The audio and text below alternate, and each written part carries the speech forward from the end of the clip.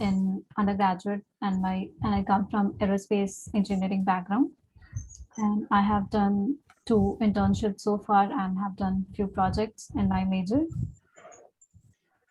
And what did you do? Hello? Yeah, go ahead. Okay. And I have done some um, I have done some club activities like entrepreneurship development club and my own aerospace club. Mm-hmm. And currently I'm looking forward for doing higher studies, further studies. Mm-hmm. So like USA is a very good option, but because of like MS programs are too costly, so I got to know about direct PhD programs. But so my first question is related to, like, I mean, direct PhD programs are comparatively more affordable. So I wanted to know if that's the right thing to go or not. And additionally, I got to know about a few countries like Germany and France, where the courses were good when I looked up into them, but the courses like mm, partially German or French were used in those courses, and also I am like told to show some proficiency in their language, and so now I am confused, like giving commitment for a 6 or 5 year PhD program, or and on the other hand, I have to learn some language, and I don't know how great it. I mean, studying in whole new language, so I'm kind of revolving around that. Okay. So, Prachi, a couple of questions before I answer your questions. Um, do you know what's the reason you want to pursue higher education, and also what topic is that interest you a lot? Like what Yes, subject you want to go after? yes. So as I said, my course is aerospace engineering. Mm-hmm. So aerospace engineering has basically four, like it's subdivided into four categories. So first one being aerodynamics, other is propulsion, then structures, and then controls. So in undergraduate, we learn all of those four subjects, but we learn only introduction. I mean, we do not major in one of those. So, and in order to get placed in a good company, we have to show proficiency in one of those majors. Then only we get placed and we can do some good work.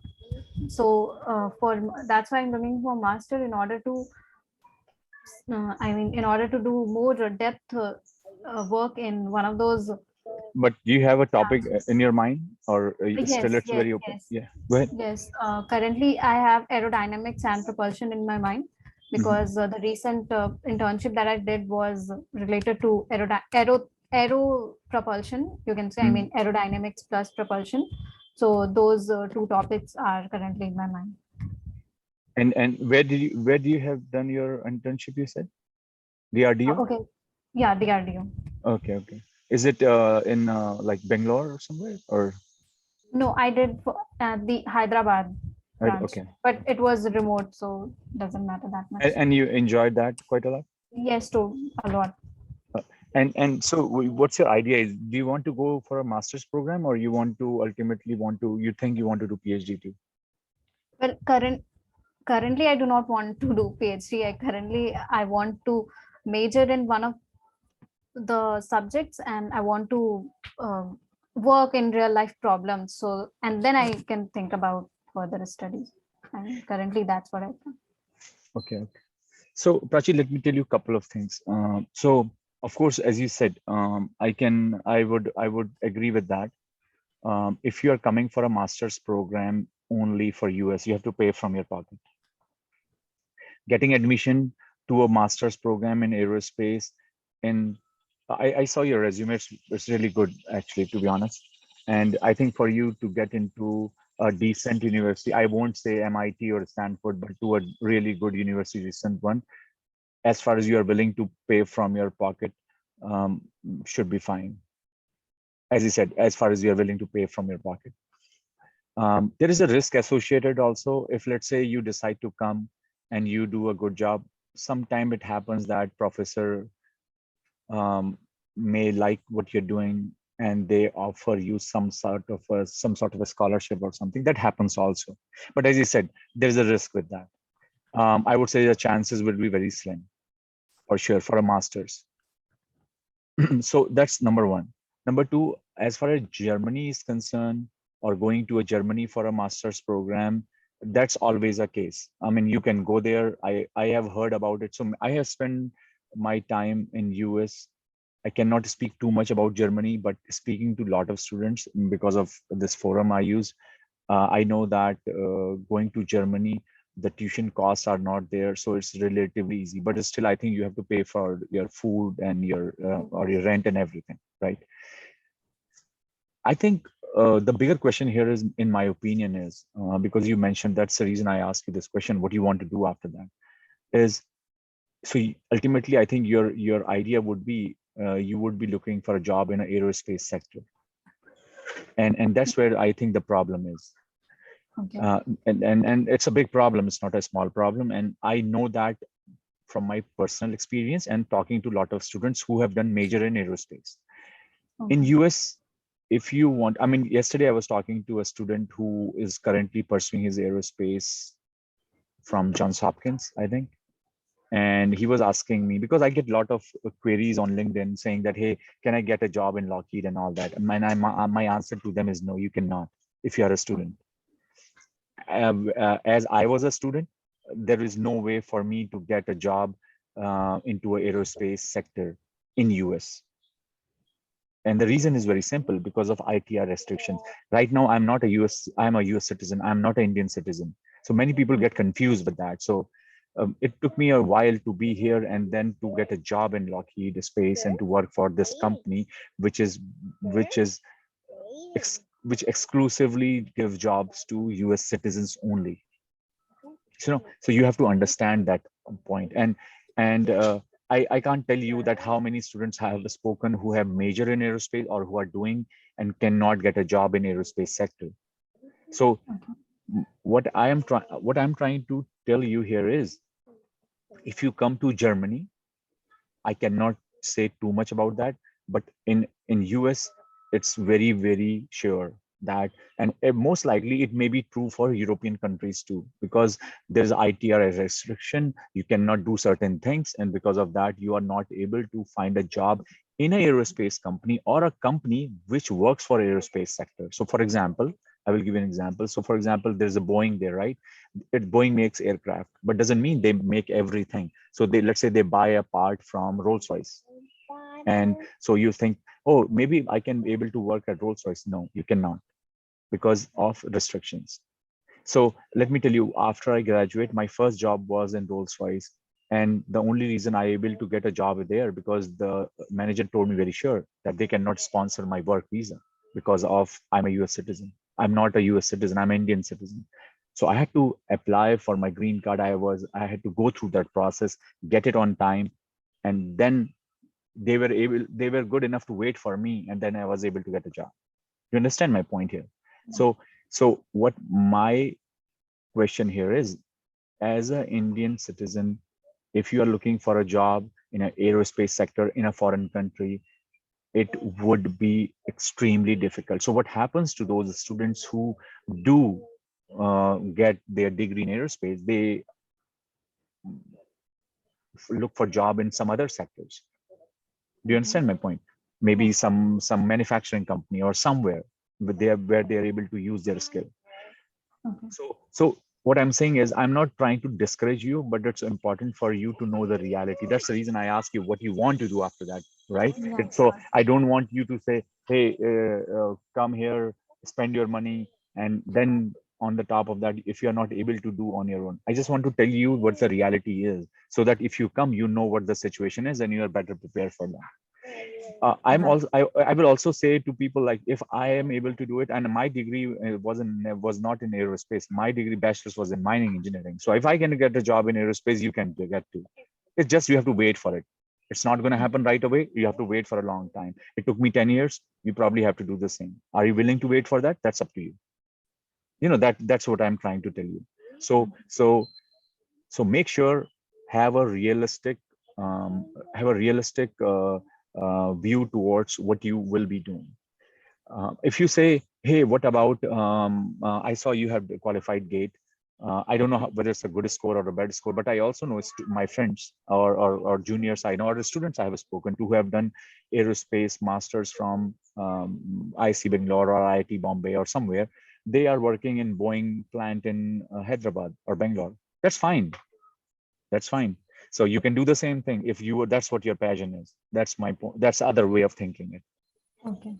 And because in that case, you don't have to worry about paying from your pocket. But many students say, hey, we want to come to US because, or go to outside because that looks more interesting. We want to give exposure to ourselves, all that thing. That's what I believed in. That's fine. But then your expectation should be realistic. That's Yeah. all.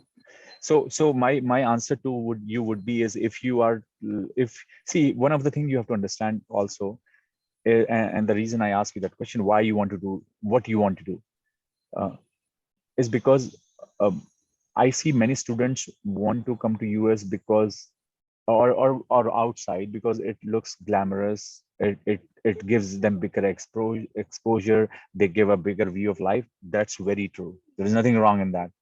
But you have to also understand, these are also the students who are who knows that it's easy to pay money from their pocket than to qualify a GATE exam, because that's pretty tough, right? Yeah. Yeah.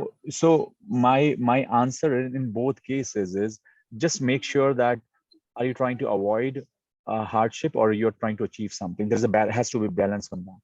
So if your answer is, I want to be I want to give myself an exposure, and as I said, I would definitely agree. Even in US, or I, as I said, I don't know much about that, but I hope it's pretty true in Germany, or those universities. Even if you go to not A level university but B level, those universities you will find much fulfilling as compared to many universities in India. That's very true too. But then you have to Yeah. pay from your pocket, Yeah. right? But at the same time, I will also tell you that the many students who take this path of where they say, okay, let me do a master's from IIT Bombay or IIT Delhi. I'm talking about top universities or IC Bangalore, and then come for my PhD. That's a pretty good path also, because then you don't spend at all any money. And a student who is graduating from IIT Bombay or IIT Delhi, or any IIT for that matter, in my opinion, or IC Bangalore, uh, just doing their masters, they get almost a full ride of scholarship for a PhD program in US, if that's your passion is. You understand? And they do really good. To be honest with you, they do really good. So just figure that part out. I'm not a big fan of paying for education, but at the same time, I will give you another aspect of life here. Like, for example, you are very reluctant that, oh, why should I pay from my pocket, because it's a big money, right? But let me give you another aspect of that. I think people who do that, and there is a video that's going to come out tomorrow in my channel, where I am speaking to two girls student in particular. I want to make that video, and both are at Carnegie Mellon. And one is coming actually for a PhD program, other is graduating actually from CMU, and she got a job now and she's going to work. And I asked her, I said, why did you took a loan? Isn't that a risk? I mean, is your dad is had a lot of money? She said, no, but it's a worth a risk. You understand my point? That's also very true.